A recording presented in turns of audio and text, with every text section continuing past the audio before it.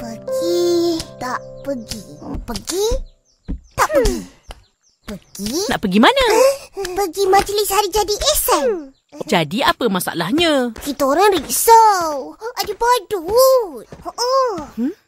Kata badut tu makhluk asing menakutkan yang makan budak. Memang takut. Badut akan bawa belon merah dan... Apa jadi, Kak? Tak jadi apa-apa. Orang terkejut je bila belon meletup.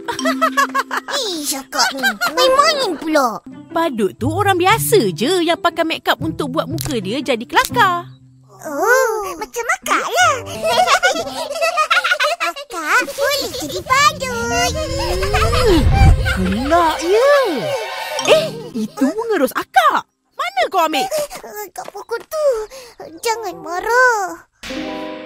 Bertuah punya budak. Aduh. Badut dah jadi harimau. Budak ni. Teman mali lapat, teman mali sini.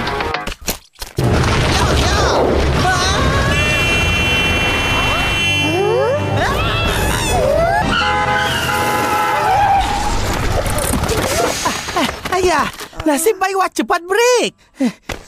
Mana itu ayam? Ayam? Ayam rembu. Ya loh.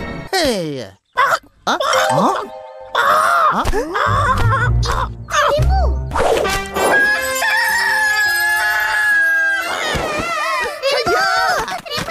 Sudah mati kah? Rembo! Rembo, bangun! Kenapa boleh jadi macam ni? Kelatong tak perasan rembu ke tengah jalan. Ya loh. Wah tak sengaja kasih langgar. Kau tak bersalah, Tong. Memang si Rembo ni suka merayau sana-sini.